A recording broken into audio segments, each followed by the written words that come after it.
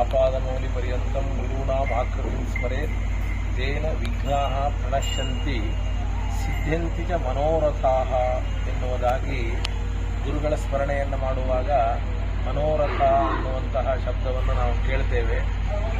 ಆ ಮನೋರಥ ಎಂಬುವ ಹೆಸರಿನಲ್ಲಿರುವಂತಹ ಈ ಒಂದು ಗೋ ಸೇವಾ ಕೇಂದ್ರ ನಮ್ಮ ಪರಮ ಪೂಜ್ಯರಾದ ನಮ್ಮೆಲ್ಲರ ಗುರುಗಳಾದಂತಹ ಉತ್ತರಾದಿ ಮಠಾಧೀಶರ ಪ್ರೀತಿಯ ಶಿಷ್ಯರಾದಂತಹ ಪಂಡಿತರಾದ ಸಂಜೀವಾಚಾರ್ಯರು ಹಾಗೂ ಸಮೀರಾಚಾರ್ಯರು ಇದರ ನೇತೃತ್ವವನ್ನು ವಹಿಸಿದ್ದಾರೆ.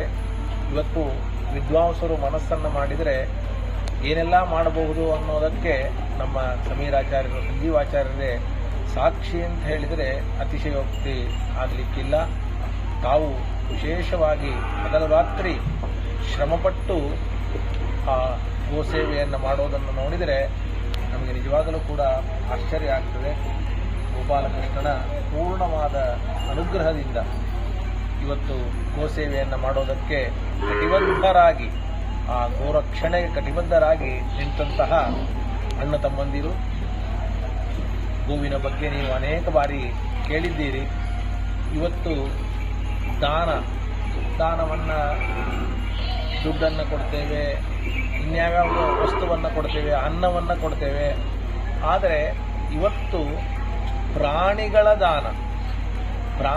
ದಾನದಲ್ಲಿ ಗೋದಾನವೊಂದನ್ನೇ ಪ್ರಾಣಿಗಳ ದಾನದಲ್ಲಿ ಹೇಳಿದ್ದಾರೆ ಹೊರತಾಗಿ ಇನ್ಯಾವ ದಾನವನ್ನು ಕೂಡ ಹೇಳಿಲ್ಲ. ಅಂದರೆ ಇದರರ್ಥ ಪ್ರಾಣಿಗಳಲ್ಲಿ ಇದನ್ನು ದಾನ ಮಾಡಬೇಕು ಅಂತ ಹೇಳಬೇಕಾದ್ರೆ ಶಾಸ್ತ್ರಗಳಲ್ಲಿ ಆ ಪ್ರಾಣಿಯ ಮಹತ್ವ ಅಂದರೆ ಹಸುವಿನ ಗೋವಿನ ಮಹತ್ವ ಎಷ್ಟಿರಲಿಕ್ಕೆ ಸಾಧ್ಯ ಅನ್ನೋದನ್ನು ಊಹೆ ಮಾಡಲಿಕ್ಕೂ ಕೂಡ ಸಾಧ್ಯ ಇಲ್ಲ.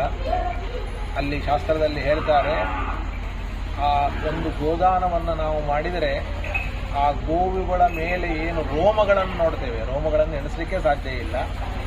ಅಷ್ಟು ರೋಮಗಳು ಎಣಿಸಿದರೆ ಎಷ್ಟು ವರ್ಷ ಆಗಬೇಕೋ ಅಷ್ಟು ವರ್ಷದವರೆಗೂ ಕೂಡ ನಮಗೆ ದೇವಲೋಕದಲ್ಲಿ ಸ್ವರ್ಗದಲ್ಲಿ ವಾಸ ಅಂತನ್ನುವುದಾಗಿ ದಾನ ಮಾಡಿದವರಿಗೆ ಹೇಳಿದ್ದಾರೆ.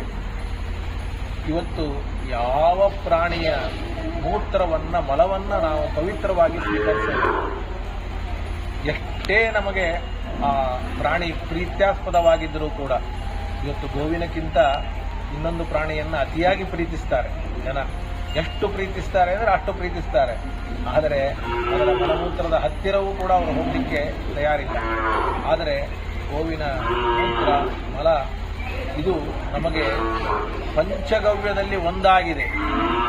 ಇವತ್ತು ಆಯುರ್ವೇದದಲ್ಲಿ ಕೇಳಿದರೆ ಆ ಆಯುರ್ವೇದದಲ್ಲಿ ಈ ಗೋಮೂತ್ರ ಗೋಮಯಗಳಿಗೆ ಸದೃಶವಾದಂತಹ ಔಷಧಿ ಗುಣವನ್ನು ನಾವು ಇನ್ನೆಲ್ಲೂ ಕೂಡ ನೋಡಿಲ್ಲ ಅಂತ ಆಯುರ್ವೇದದ ಶಾಸ್ತ್ರ ವೈದ್ಯರು ಕೂಡ ಹೇಳುವುದಂತೂ.